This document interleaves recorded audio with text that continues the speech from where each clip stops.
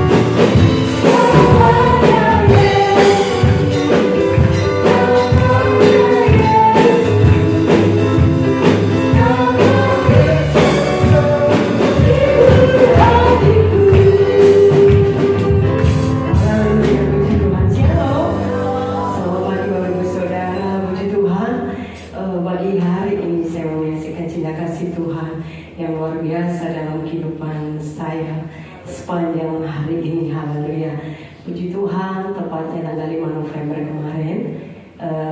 Tuhan boleh tambahkan 1 tahun lagi, umur saya menjadi 41 tahun. Puji Tuhan, haleluya. Tidak terasa sudah sampai sekian Tuhan boleh menyertai kehidupan saya sampai di titik ini. Tanpa penyertaan Tuhan, saya nggak mungkin ada sampai saat ini tanpa pemeliharaannya. Dan saya bersyukur sekali, doa di tahun ini saya nggak muluk-muluk minta sama Tuhan. Dan doa saya hanya khusus kemarin ini hanya untuk ini, karena kakak gitu ya, kakak menghadapi TKA, dia ujian, besok ujian lagi, terus-terusan ujian. Jadi Tuhan, saya tahun ini cuma mau khususkan buat anak kami supaya apa yang menjadi cita-citanya, apa yang dia impikan, boleh Tuhan kabulkan semua. Karena kami menyadari sebagai orang tua, kami bukan orang yang pintar, kami bukan orang yang berpendidikan tinggi. Mudah-mudahan anak kami boleh mencapai hal itu gitu. Dan biarlah tetap menjadi pribadi yang takut akan Tuhan, menjadi pribadi yang berkenan di hadapan Tuhan. Buat keluarga kami, buat semua seluruh yang keluar tempat ini, kita semua boleh merasakan kebahagiaan yang Tuhan berikan. Dan terima kasih buat doanya buat Bapak Ibu Gembala dan seluruh sidang jemaat boleh sudah mengucapkan dan mendoakan. Saya bersyukur sekali, tetap doakan kami supaya kami tetap kuat, supaya kami tetap menjadi pribadi yang layak di hadapan Tuhan, yang benar-benar setia melayani Tuhan sampai Tuhan menyuruh kembali. Terima kasih, inilah kesaksian saya, semoga jadi berkat bagi kita semuanya. Saya kembalikan. Puji Tuhan, biarlah tambah hari tambah setia ya Kak Iken. Amin. Saya masih buka ruang kesaksian. Kita pujikan pujian tadi. Ada satu surat yang setia.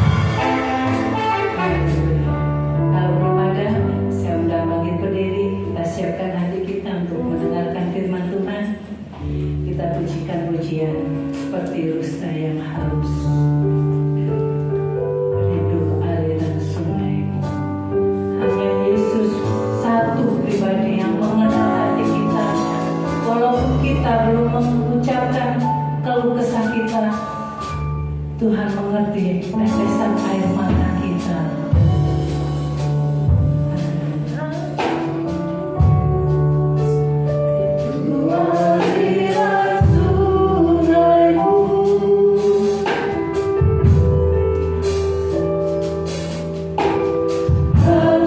Ku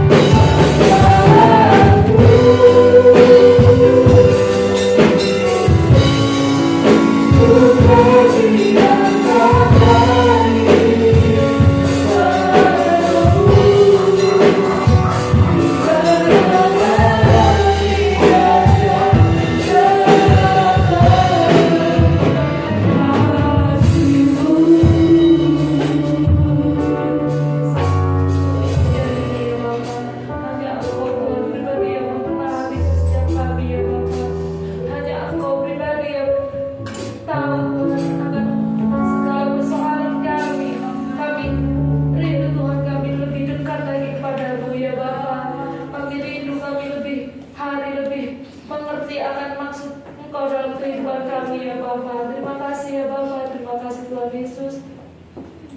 Kau telah menolong kami ya Bapa sepanjang minggu, sepanjang hari ini ya Bapa. Engkau telah menolong setiap hati kami. Terima kasih Tuhan Yesus. Jika sebentar Tuhan, kami akan mendengarkan sebagian dari firman-Mu. Kiranya Engkau urapi hamba-Mu yang akan menyampaikan firman-Mu Tuhan.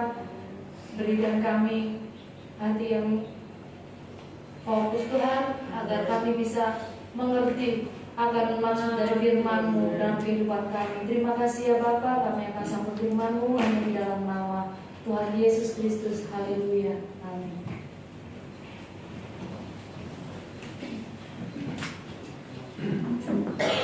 Shalom. Haleluya. Puji Tuhan.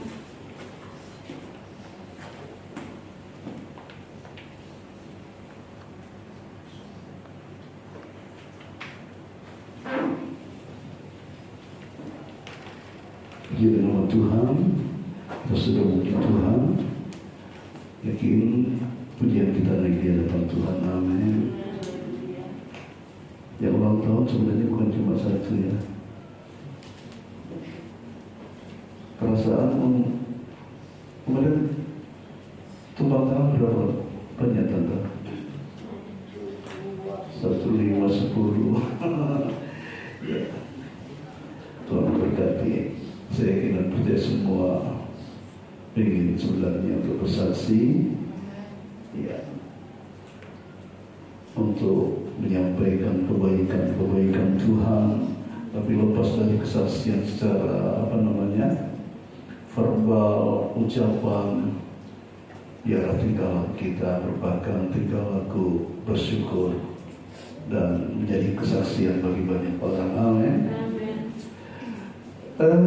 Saat saya menyampaikan firman Tuhan di hari Kamis kemarin, saya kok semakin kayak diajak untuk menyelidiki bersama-sama jemaat Tuhan tentang mengenal Allah. Apa saudara? Mengenal Allah. Hosea pasal 6 ayat yang ketiga, kemarin sempat dibaca juga. Hosea pasal 6 ayat yang ketiga. Kita baca bersama-sama saudara.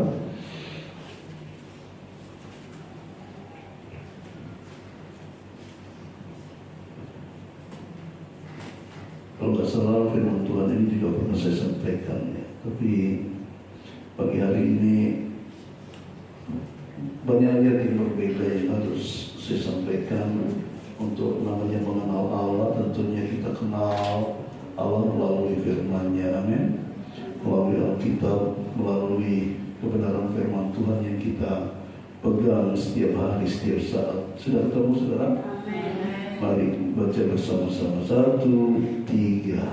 Marilah kita mengenal dan berusaha sungguh-sungguh mengenal Allah. Ia pasti muncul seperti fajar. Ia akan datang kepada kita seperti hujan pada akhir musim yang mengairi bumi. Katakan amin. Marilah kita mengenal dan berusaha sungguh-sungguh mengenal Tuhan. Mengenal Tuhan bukan sekedar asal kita mengenal. Itu namanya tahu. Mengenal berarti bukan sebatas seperti kita kenal Jokowi. Pak Jokowi adalah mantan presiden, Pak Prabowo presiden kita sekarang. Tapi kalau itu bukan mengenal, tetapi tahu. Karena kita tahu dan Pak Jokowi tidak tahu. Tahunya kita adalah warga negara Indonesia. Pak Prabowo demikian juga. Kok Pak Jokowi terus ya? Harusnya Pak Prabowo. Oke. Marilah kita mengenal dan berusaha sungguh-sungguh mengenal Tuhan. Nah, istilah berusaha sungguh-sungguh mengenal Tuhan atau berusaha untuk mengenal siapa yang kita kasihi, berarti kita berusaha untuk mendapatkan informasi dari siapa yang kita kenal.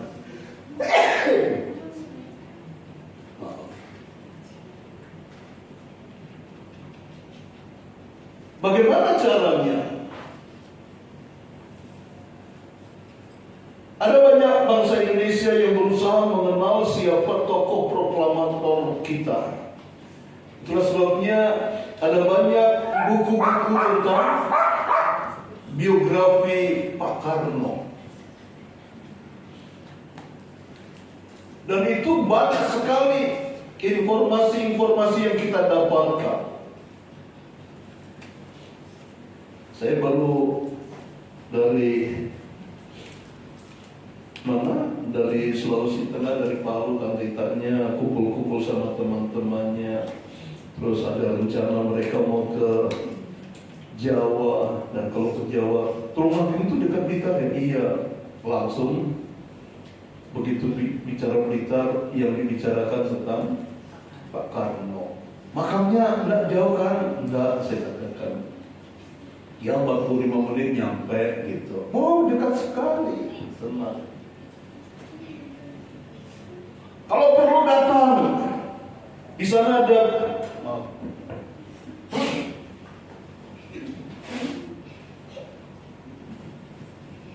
di sana ada perpustakaan, ada buku-buku tentang Pak Karno. Kalau kita benar-benar sungguh-sungguh mau mengenal, kita akan duduk di perpustakaan itu, akan baca satu persatu siapa Pak Karno itu, siapa orang tuanya, siapa anaknya, pernah kemana aja, dan seterusnya. Demikian juga kalau kita mengenal Allah dan berusaha sungguh-sungguh mengenal Allah, tentunya kita akan berusaha untuk mencari tahu, dan untuk kita dapatkan informasi tentang siapa Allah kita. Untuk kita berusaha mengenal, tentunya kita harus selalu membaca kebenaran firman Tuhan. Katakan amin. Amin. Ini rahasia isi hati Tuhan. Hosea berkata, ayo kita berusaha sungguh-sungguh mengenal siapa Allah kita. Di dalam Hosea juga, di dalam ayat yang pasal yang keempat, tadi pasal yang keenam, di dalam pasal yang keempat, ayat yang keenam dikatakan, umatku binasa karena apa saudara? Tidak mengenal Allah. Karena engkaulah yang menolak pengenalan itu, maka aku menolak engkau menjadi imamku, dan karena engkau melupakan pengajaran Allahmu, maka aku juga melupakan anak-anakmu.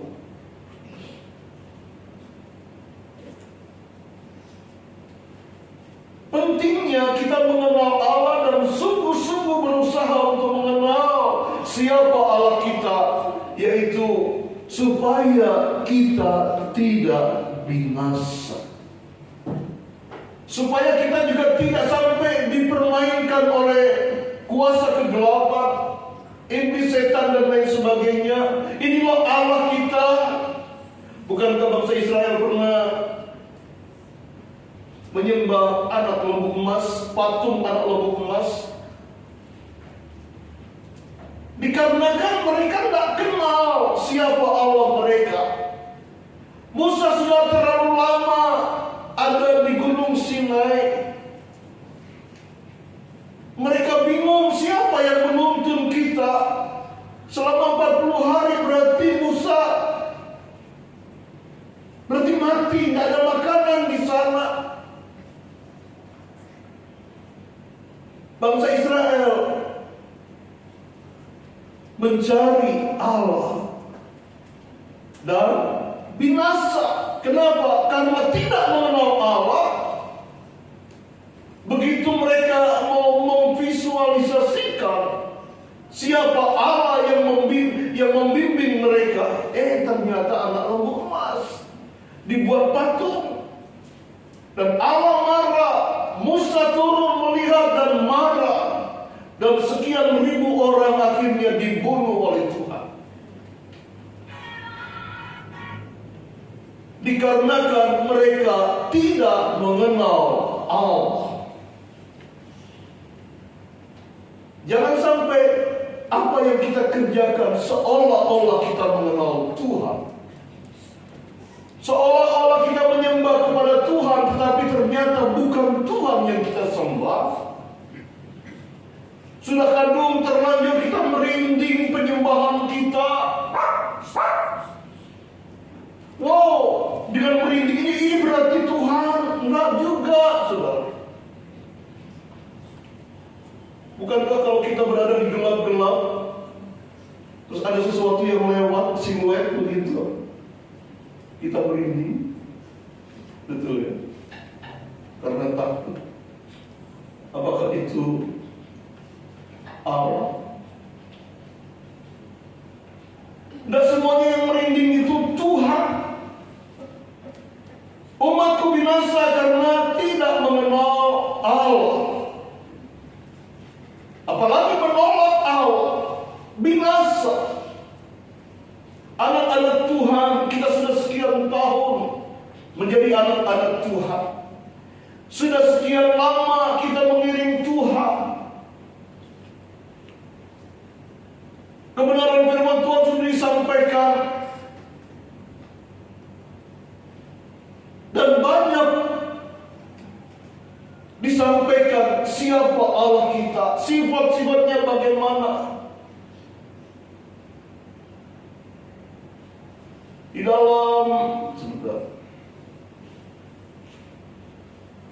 ayat yang saya seringkali jadikan referensi, Roma pasal 11 ayat 22. Sebab itu perhatikanlah kemurahan Allah dan juga kekerasannya. Kenali kemurahan Tuhan dan kenali juga Allah kekerasannya. Kemurahan atas orang-orang yang mau menerima Dia, dan kekerasannya tentunya bagi mereka yang menolak Dia. Allah memang Allah adalah kasih, tetapi Dia juga punya sesuatu yang disebut dengan kekerasannya.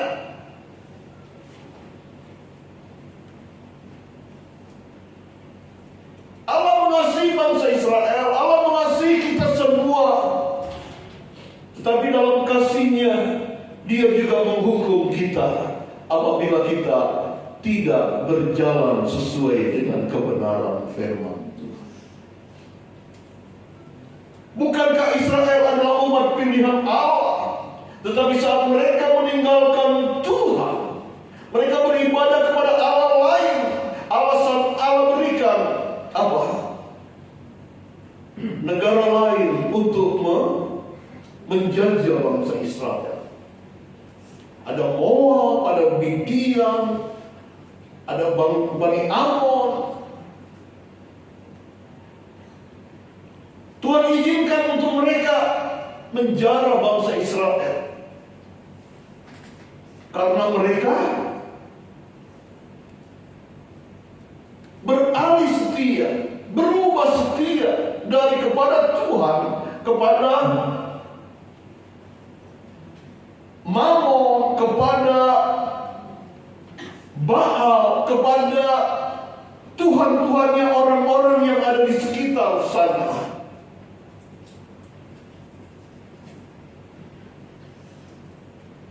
Allah marah. Allah punya kasih, tetapi Dia juga punya apa yang disebut dengan kekerasannya. Yang perlu kita perhatikan supaya kita tidak sampai mendapati itu semua, saudara.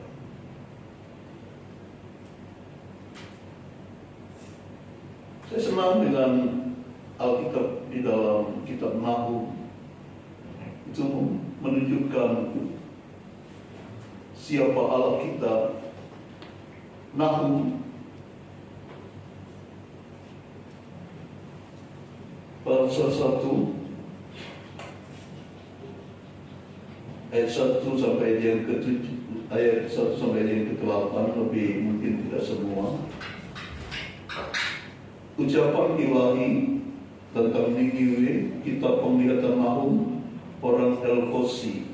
Ayat 2, Tuhan itu Allah yang cemburu dan pembalas. Tuhan itu pembalas dan penuh kehangatan amarah.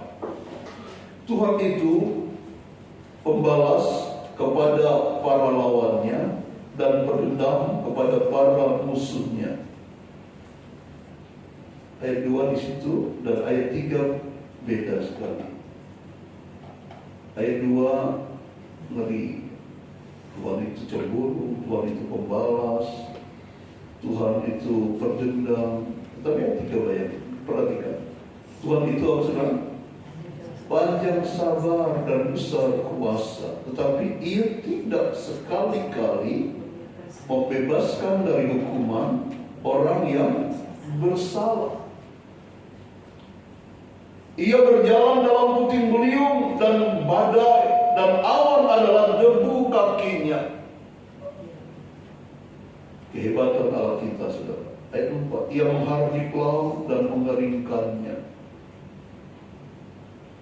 Maha kuasa, saudara. Dan segala sungai dijadikannya kering. Basyan dan Karmel menjadi merana, dan kembang Libanon menjadi layu. Gunung-gunung gemetar terhadap dia, dan bukit-bukit mencair. Bumi menjadi sunyi sepi di hadapannya, di hadapan Tuhan. Dunia serta seluruh penduduknya, siapakah yang tahan berdiri menghadapi geraknya? Baru geraknya saja ngeri, saudara. Dan siapakah yang tahan tegak terhadap murkanya yang menyala-nyala? Kehangatan amarahnya tercurah seperti api, dan gunung-gunung batu menjadi roboh di hadapannya. Ayat 7. Tuhan itu baik, ia adalah tempat pengungsian pada waktu kesusahan. Ia mengenal orang-orang yang berlindung kepadanya dan menyeberangkan mereka pada waktu banjir. Ia menghabisi sama sekali orang-orang yang bangkit melawan dia, dan musuhnya dihalangnya ke dalam gelap. Perhatikan kemurahan dan kekerasan Allah.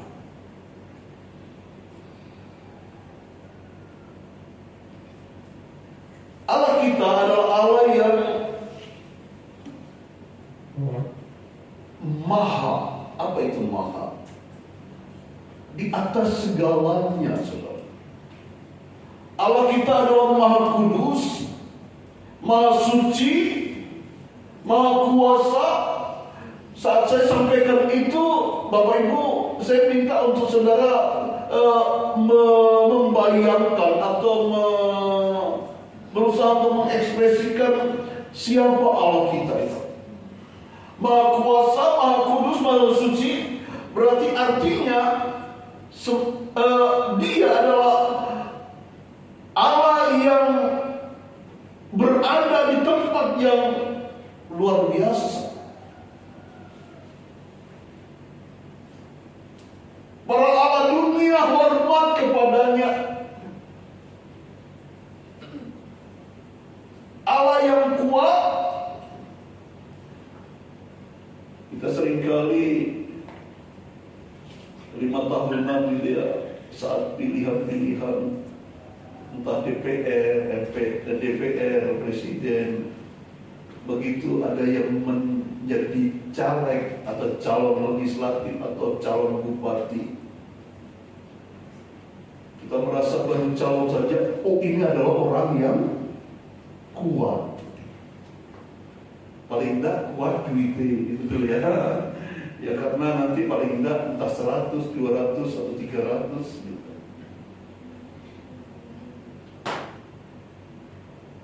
Mengalir.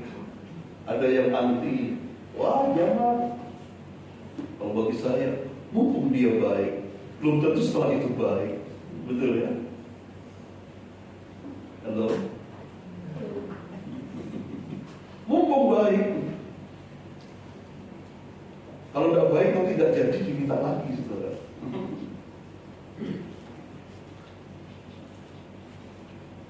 Dan baiknya musliman. Terus sebabnya anak-anak Tuhan tidak boleh seperti itu. Kalau baik, baik terus. Jangan musiman. Saya lupa ayatnya. Jadi Yohanes pasal 15-16 orang. Hendaklah kamu berbuah dan buahmu itu tetap. Tetap itu maksudnya jangan jadi buah yang musiman, berbuah musiman. Tetap terus.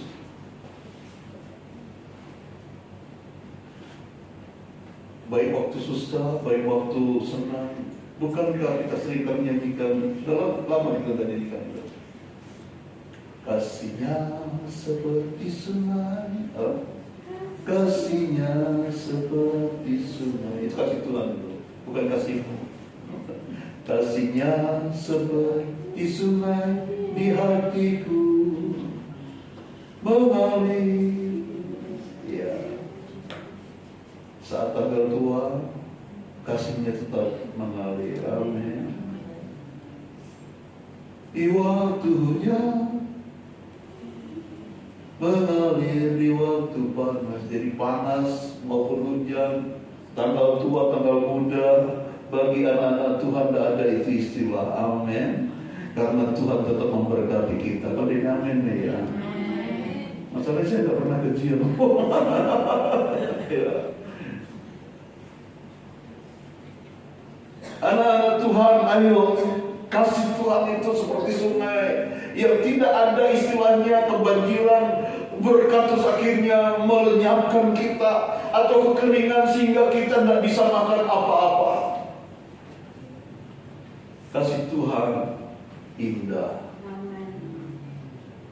kemahakuasaannya, tapi bukan berarti dia yang saya katakan tadi, dia maha kuasa, maha hebat, maha suci, maha kudus. Itu kan apa yang kita bayangkan, dia ada di atas, dia termulia, dia kudus, apalagi berarti tidak terjangkau. Betul ya? Berarti Allah kita tidak terjangkau. Tapi ayo kita coba perhatikan di dalam Yesaya pasal 57 sekarang. Yesaya pasal 57 ayat yang ke-15 sampai ayat yang sebenarnya tidak usah banyak-banyak, saudara. Saya tulis di sini terlalu banyak. Yesaya 57 ayat yang ke-15 mulai.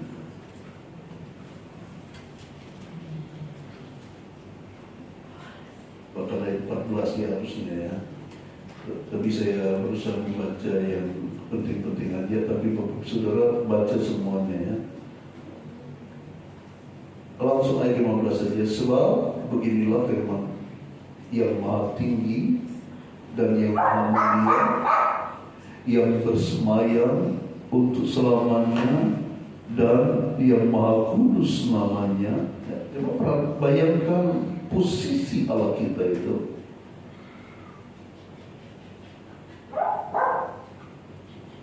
Yang maha kudus namanya, yang aku bersemayam di tempat tinggi dan di tempat kudus. Dia bersemayam di tempat tinggi dan di tempat kudus, tetapi juga bersama-sama orang yang remuk dan rendah hati. Perhatikan di situ.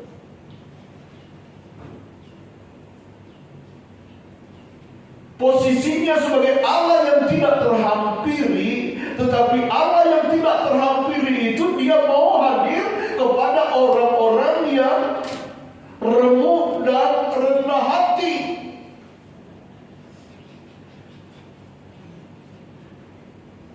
Allah tidak hadir kepada kehidupan orang-orang yang sombong, angkuh. Di situ tidak ada Allah. Mungkin kita katakan, bukankah Allah itu di tempat yang maha tinggi? Berarti Tuhan meninggikan diri. Enggak, dia tidak mau tinggal di hati-hati yang sombong.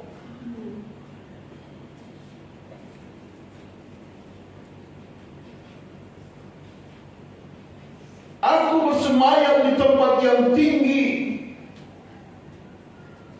di tempat kudus, tapi juga bersama-sama orang yang remuk dan rendah hati.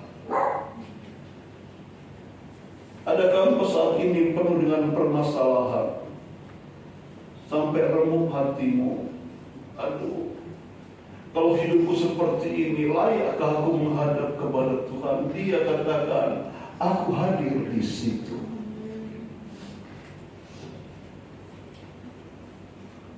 Kepada orang yang remuk, rendah hati, mungkin orang yang terpinggirkan, engkau orang yang tidak dianggap sekalipun. Tapi dia hadir. Jangan katakan, oh dia adalah Allah yang maha tinggi, tak layak aku. Saat engkau katakan aku tak layak, disitulah Tuhan hadir untuk menolongmu. Hadir untuk memelukmu.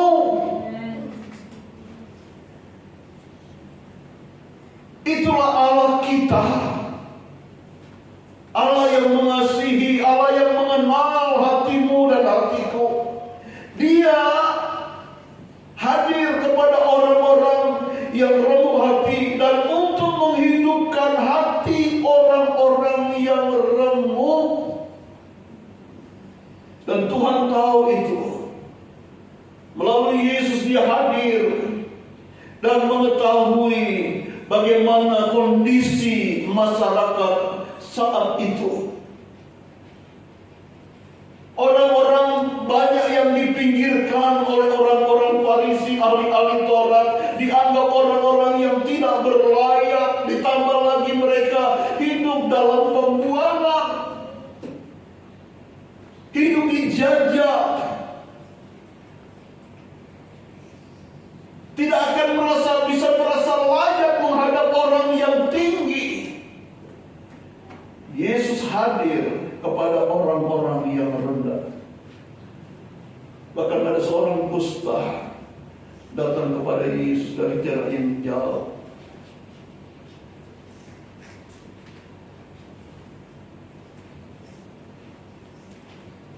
Di dalam Matius pasal berapa?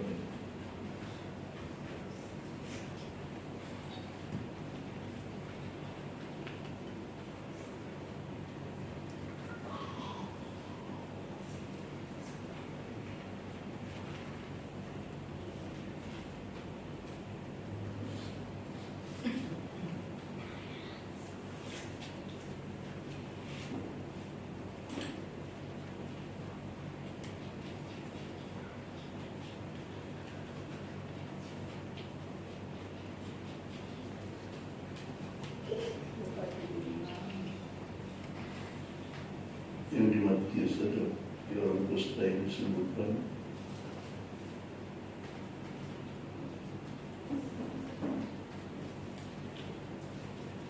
Pasal 8, iya, pasal 8 ayat 1.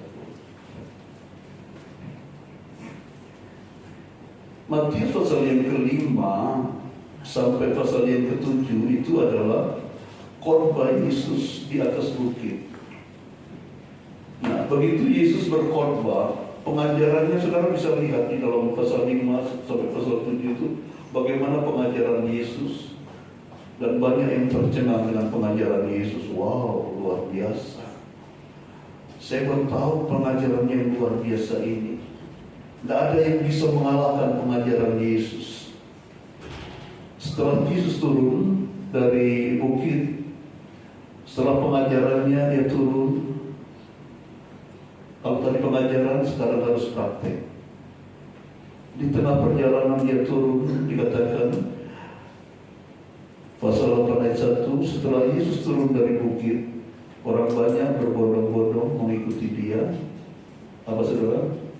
Maka datanglah seorang yang sakit kusta kepadanya, lalu sujud menyembah dia dan berkata, Tuhan, perhatikan itu, jika Tuhan mau, Tuhan dapat mentahirkan aku. Saya terlalu yakin si kusta ini mendengar pengajaran Yesus. Kagum, wow, waktu di bukit pengajaran yang luar biasa. Begitu rendah hati, begitu luar biasa pengajarannya, hebat. Ditambah dengan kuasa, ada banyak mujizat yang dinyatakan di situ. Tapi beberapa kali saya sudah sampaikan, tadi juga sampaikan, gimana sih orang kusta itu. Sakit kusta itu sakit yang disingkirkan, dan itu tercatat dalam Alkitab. Harus mengasingkan diri, kalau tidak harus dikucilkan bahkan. Si kusta ini ngomongnya, jika Tuhan mau, Tuhan pasti bisa menyembuhkan aku. Saya mau sampaikan, si kusta ini berpikir begini, Tuhan pasti bisa. Banyak kok yang alami mujizat. Dia lihat dari jarak jauh pengajaran yang luar biasa, yang penuh dengan kuasa. Ada banyak yang disembuhkan juga. Aku pasti disembuhkan, tetapi yang jadi pertanyaan, yang menjadi keraguan dari seorang kusta ini, bukankah dia maha tinggi, pengajarannya hebat, lantas bagaimana kalau aku menghadap dia? Masihkah dia menyayangi aku? Itulah sebabnya pertanyaannya,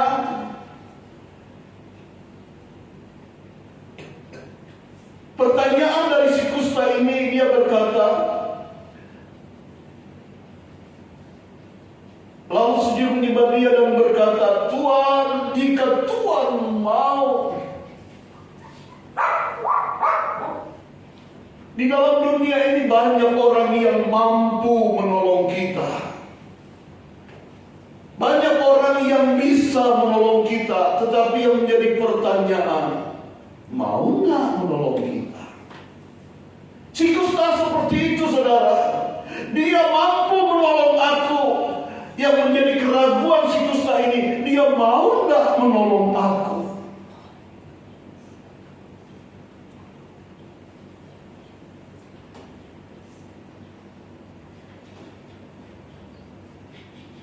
Dan keraguan itu terjawab. Yesus berkata di dalam ayat yang keempat, ayat yang ketiga, lalu Yesus mengulurkan tangannya, menjamah orang itu dan berkata, pertanyaan itu pun dijawab dengan perkataan Yesus, aku mau. Jadilah engkau tahir. Seketika itu juga tahirlah orang itu daripada kustanya. Tuhan Yesus tidak asal menjamah begitu saja, tetapi pertanyaan itu bagi Yesus itu pertanyaan yang luar biasa. Pertanyaan yang tentunya saat itu semacam meragukan Yesus. Apakah Yesus mau?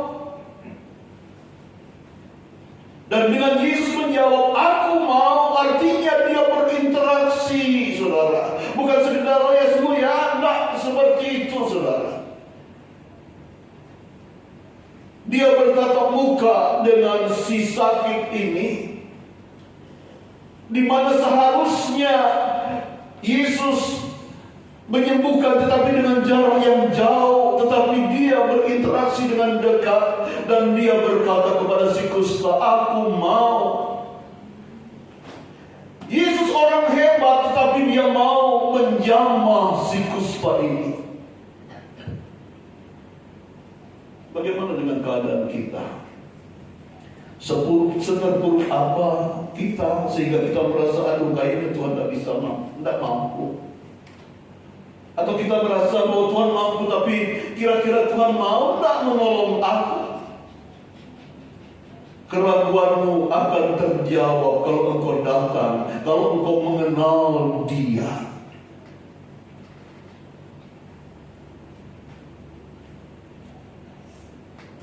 Si kusta semakin mengenal siapa Yesus saat Yesus berkata, aku mau menolongmu, aku mau menjawabmu, aku mau menyembuhkanmu. Dengan tangan yang penuh kasih, Yesus menjamah si kusta itu dan berkata, aku mau menolong engkau.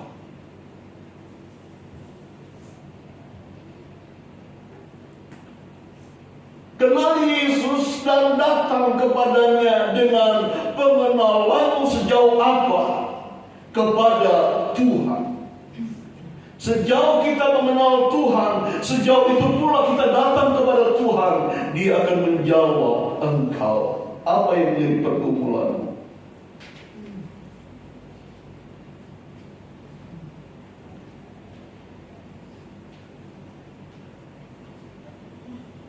Murid Yesus bernama Yohanes mencatat kitab Yohanes, Injil Yohanes itu dengan dia menuliskan sesuai pengenalannya dia kepada Tuhan. Sehingga setiap ucapan Yesus yang berkata, "Aku adalah," itu dicatat banyak sekali oleh Yohanes, murid Yesus. Karena memang dia adalah murid yang paling dikasihi, paling dekat dengan Yesus.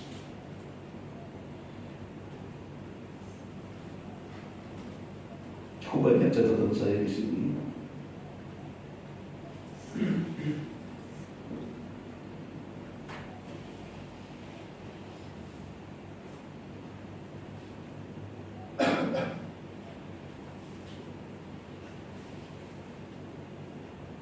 Kenali dia sebagai Allah yang sanggup mengubahkan kita.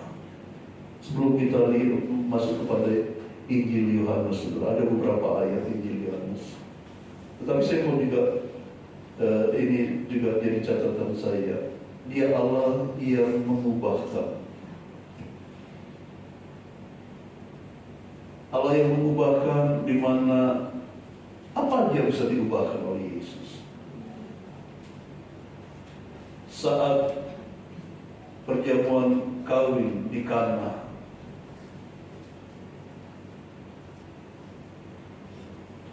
perjamuan itu hampir dipermalukan karena air anggur habis. Lantas pemimpin pesta pemimpin pesta itu datang kepada Maria, ibu Yesus. Anggur habis, terus di mana ini? Ibu Maria katakan, gampang. Dia langsung datang kepada Yesus. Tuhan Yesus, ini mereka kehabisan air anggur. Yesus katakan, saatku belum tiba. Tapi saat itu Yesus lakukan perubahan. Mengubahkan air sumur. Air yang ditimba itu menjadi apa, saudara?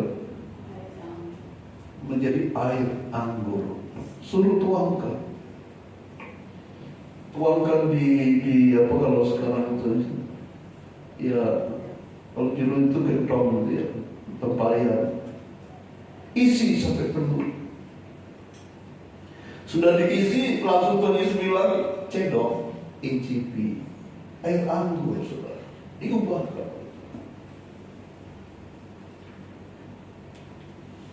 Air bisa diubah menjadi air anggur. Hati manusia pun juga bisa diubah oleh Yesus.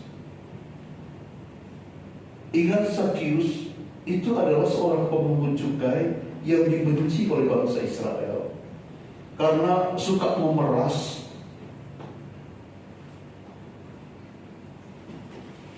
Pemungut cukai itu orang-orang yang berdosa, saudara. Dijauhi oleh banyak orang. Sampai-sampai kalau Yesus berkumpul dan makan minum bersama dengan mereka, langsung dianggap Yesus itu sebagai ya sama lah dengan orang-orang itu. Tapi Zakius, Yesus mau datang kepada Zakius dan Yesus katakan, aku mau datang ke rumahmu, makan di rumahmu. Zakius senang. Kehadiran Yesus mengubahkan Zakius yang tadinya tukang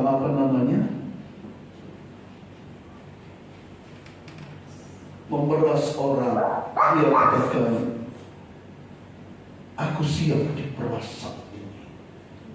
Separuh dari hartaku akan aku berikan kepada orang miskin. Separuhnya lagi bagi mereka yang pernah aku peras, aku kembalikan 4 kali lipat. Dari orang yang pelit, bukan cuma pelit saudara, pemeras, jadi siap diperas untuk habis-habisan, all out dengan Yesus. Begitu mengenal Yesus, semuanya sampah, karena aku tahu kepada siapa saat ini aku berbakti, kepada Yesus. Apa yang aku dulu lakukan itu adalah sebuah kerugian, karena pengenalanku akan Yesus itu jauh lebih indah. Katakan amin. Sakius diubahkan oleh Tuhan. Tadi sempat ke celetuk Paulus pun juga diubahkan oleh Tuhan dari seorang pembunuh.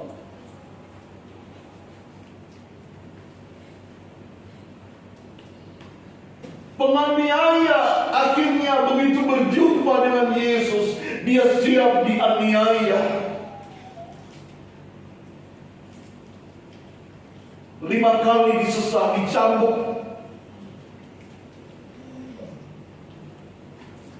Hidupnya penuh dengan penderitaan, dia siap melakukan itu. Karena yang dia lihat, kalau dia mengenal Yesus, dia banyak hal yang dia tahu. Dia merasa apa artinya hidup di dalam dunia ini kalau tanpa Yesus. Sehingga Paulus juga pernah berkata, apa yang dapat memisahkan aku dengan kasih Kristus? Pedangkah? Aniayakah? Kelaparankah? Semua sudah dijalani oleh Paulus, dan itu tidak mengubahkan Paulus untuk tinggalkan Tuhan. Dia selalu ada dekat dengan Tuhan. Kenapa Paulus bisa seperti itu? Karena dia mengenal Yesus. Dia tahu siapa Yesus. Dia berusaha dan sungguh-sungguh berusaha untuk mengenal siapa Yesus. Kasihnya melimpah sehingga penderitaan apapun dapat dia lalui dengan sukacita. Dengan penuh sukacita, tidak ada omelan bersungutan. Ada apa Tuhan berkata, kalau Elia pernah hebat pada zamannya, membunuh 450 nabi-nabi Baal, alami kemenangan yang luar biasa, tapi setelah itu dia minta mati gara-gara diancam oleh Isabel.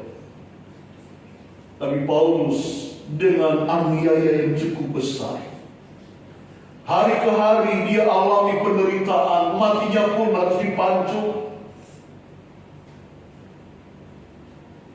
Di beberapa kota dia harus alami ancaman. Dia memberitakan Injil, menyembuhkan orang di penjara.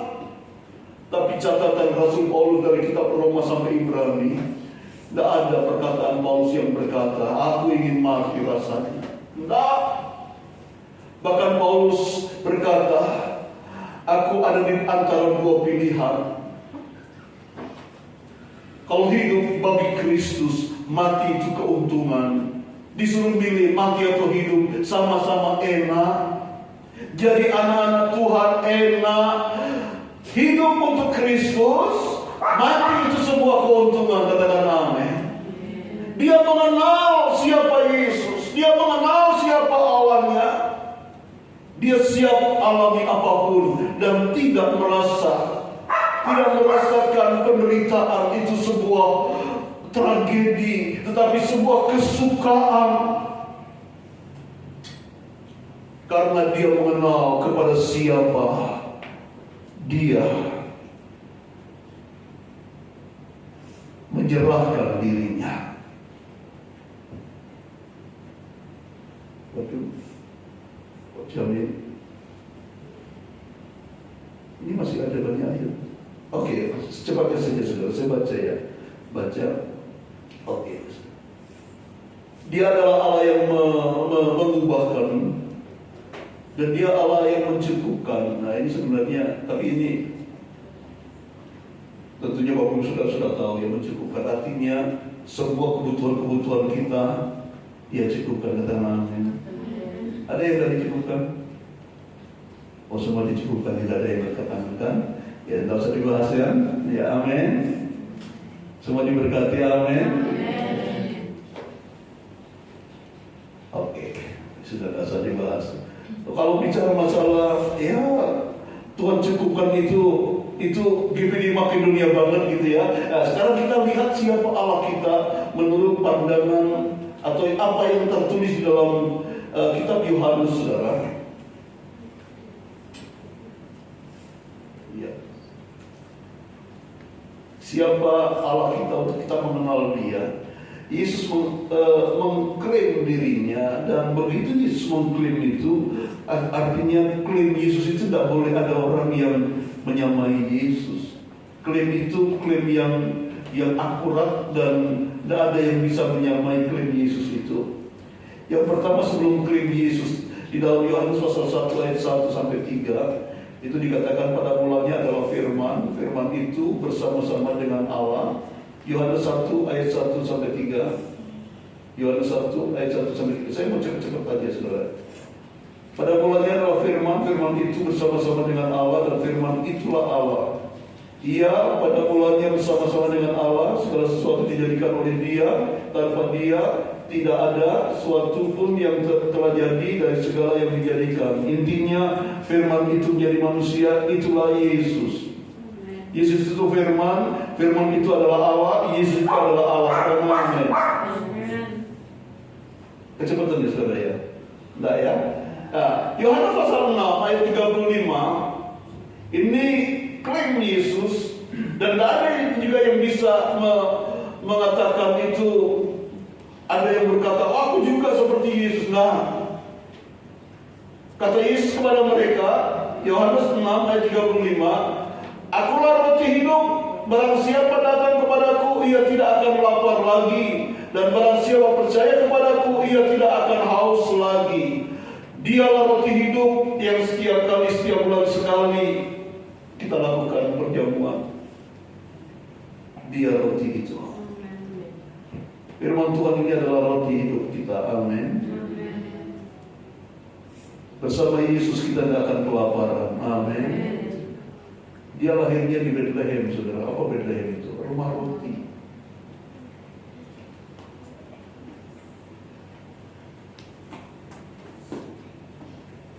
Anak-anak Tuhan, tidak usah dibahas tentang bagaimana rahasia keberhasilan. Wes pokok jadi anak Tuhan pasti diberkati. Udah, tidak usah macam-macam. Pasti diberkati. Kalau udah diberkati berarti hidupmu salah. Dia di sini. Halo? Enak ya? Oke, berikutnya Yohanes 10 ayat 9, 11 dan 14. Dilompat-lompat saja. Yesus berkata, akulah pintu, barang siapa masuk melalui aku, ia akan selamat, dan ia akan masuk dan keluar dan menemukan padang rumput. Akulah pintu, artinya hanya kepada Yesus, hanya melalui pintu kita bisa masuk rumah. Hanya kepada Yesus yang berkata akulah pintu yang bisa kita masuk surga. Katakan amin. Amin ini kalau mesti. Tidak yakin ya? Jadi tidak ada orang yang boleh berkata aku juga pintu. Enggak. Oh ada. Berarti aku sendiri lah. Tidak juga. Pintu cuma satu. Jalan surga cuma satu. Yesus. Katakan amin. Kenali Yesus. Kenali Dia. Akulah gembala yang baik. Bukan pendeta Ferry gembala yang baik, tetapi akulah itu adalah Yesus gembala yang baik. Gembala yang baik memberikan nyawanya bagi domba-dombanya.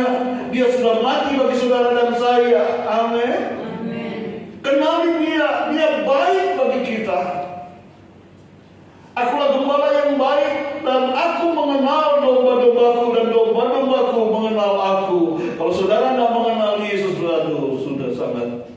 terlalu, karena Dia sudah mengenal engkau. Sombong banget saudara tidak kenal Yesus. Sampai tidak mengenal Yesus, aduh sombong itu namanya.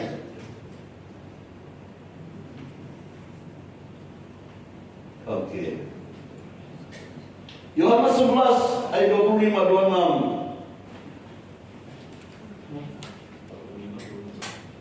Yohanes 11 ayat 25-26. Wah, yang di belakang walahannya. Jawab Yesus, "Akulah kebangkitan dan hidup. Barang siapa percaya kepadaku, ia akan hidup walaupun ia sudah mati. Dan setiap orang yang hidup dan yang percaya kepadaku tidak akan mati selama-lamanya." Percayakah engkau akan hal ini? Amin. Dia adalah kebangkitan dan hidup. Itulah sebabnya Rasul Paulus bingung disuruh milih mati atau hidup. Hidup untuk Kristus, mati keuntungan. Karena apa? Kalau sudah ada di dalam Kristus, mati jasad kita, tapi hidup kita tetap hidup di dalam Dia. Katakan amin. Yohanes 13 ayat 13. Ini klaim Yesus yang tidak bisa siapapun yang mengakui, ya saudara ya. Sudah tak boleh, tidak ada. Pendeta Ferry pun juga tidak boleh mengakui itu. Hanya Dia Allah kita. Yohanes 13 ayat 13. "Kamu menyebut aku guru dan Tuhan, dan katamu itu tepat, sebab memang akulah guru dan Tuhan." Izinkan Dia mengajar hidup kita. Melalui kehidupan kita, melalui perilaku hidup kita sepanjang hari, Dia menjadi guru kita yang terbaik. Dia mengajar kita. Bangsa Israel diajar oleh Tuhan selama 40 tahun, saudara. Ternyata Dia mengajar untuk bangsa Israel bisa berperang, menghadapi dinginnya malam, panasnya terik di padang belantara.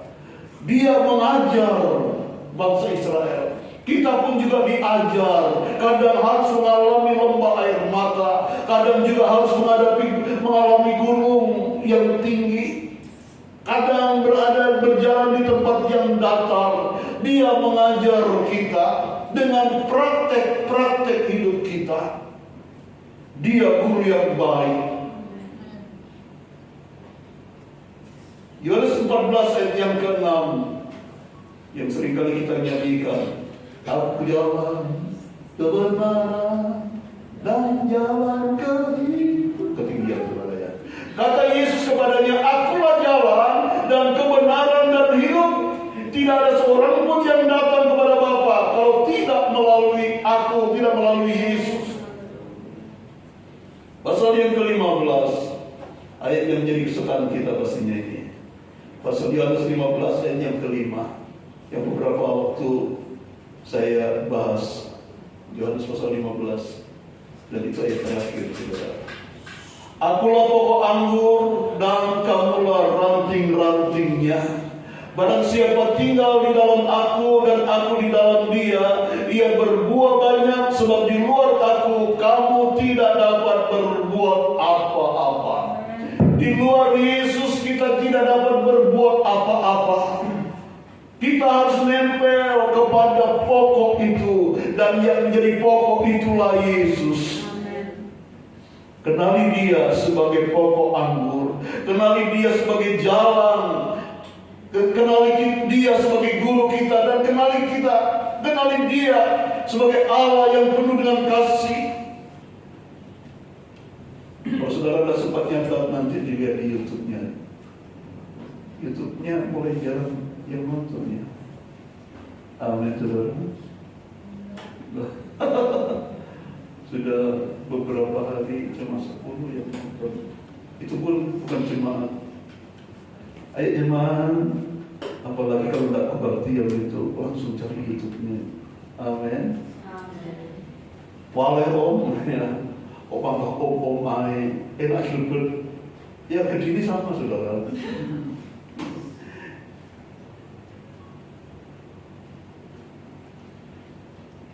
Tuhan memberkati kita. Kenali Yesus. Saudara tidak mengenal saya, tidak apa-apa. Tapi kenali Yesus. Kenali Dia. Kenali Yesus yang senantiasa yang mengasihi kehidupan kita. Sekali lagi, memang Dia adalah Allah yang tidak terjangkau oleh apapun yang kita pikir. Tapi ingat, Dia ada di hati yang merendah, hati yang merendah. Dia datang kepada orang-orang yang penuh dengan pengharapan. Bahkan orang-orang yang merasa tidak layak, seperti orang sakit kusta. Yesus katakan, aku mau menolongmu. Tuhan memberkati kita. Kami undang semua boleh berdiri.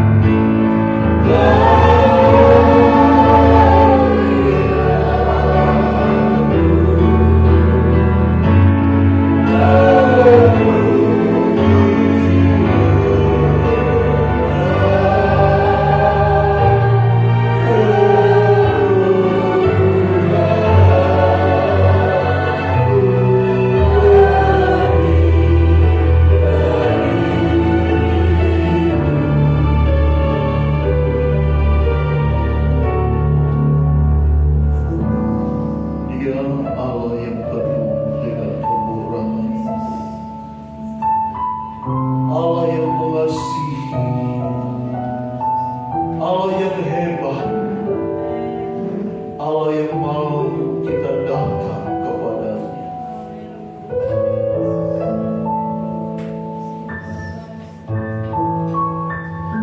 Dia adalah Allah yang baik.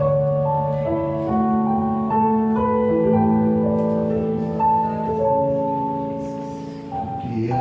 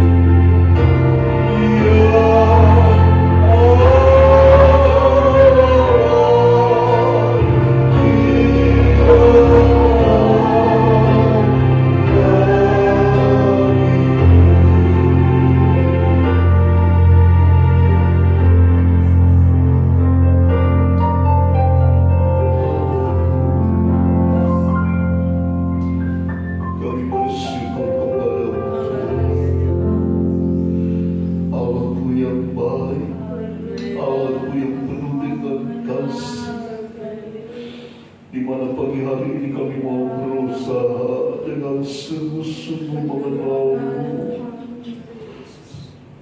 Aku sungguh Allah yang baik, Allah yang luar biasa. Tuhan baik bagi kami. Tuhan tolong, biarlah kasih kuasa-Mu melimpah dalam kehidupan kami. Kami tidak mau binasa karena kami tidak mengenal Engkau. Kami mau mengenal Engkau lebih dalam lagi, supaya hidup kami semakin berkenan, semakin mengenal Engkau lebih dalam lagi. Dan Tuhan lakukan perkara yang besar dalam kehidupan kami. Kasih-Mu melimpah dalam hidup kami. Penuhi kami dengan sukacita karena pengenalan akan Tuhan. Jauh Engkau lebih besar nilainya dibanding dengan apapun yang ada, sehingga kami dapat memutuskan dan berkata, aku mengasihimu Yesus, aku mengasihimu, Engkau sungguh luar biasa baik dalam hidupku.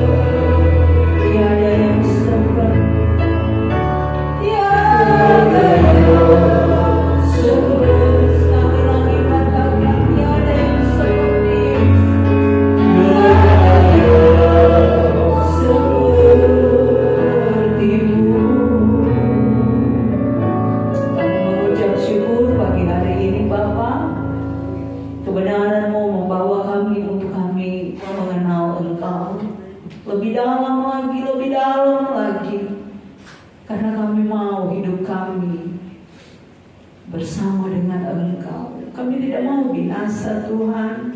Sebab itu kami mau belajar mengenal Engkau.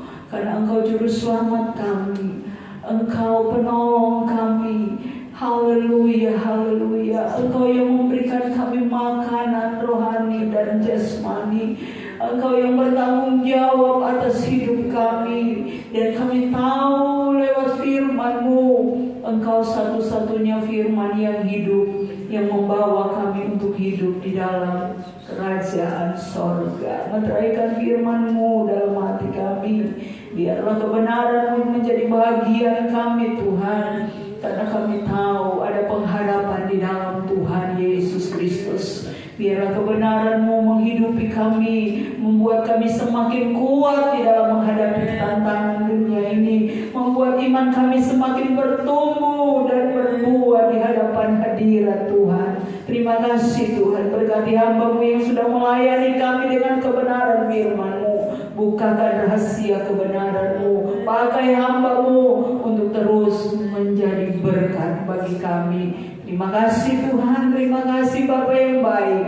Sebentar sesudah kami dengar firman-Mu, kami akan bawa korban syukur kami. Kami akan bawa korban tantangan kami dan persepuluhan kami. Kuduskan setiap mata uang yang kami bawa. Terlebih kuduskan hati kami, pikiran kami. Saat kami mempersembahkan persembahan, kami tahu, haleluya, berkat kemurahan Tuhan melimpah di dalam kehidupan kami selamanya. Ini doa kami kepadamu ya Bapa.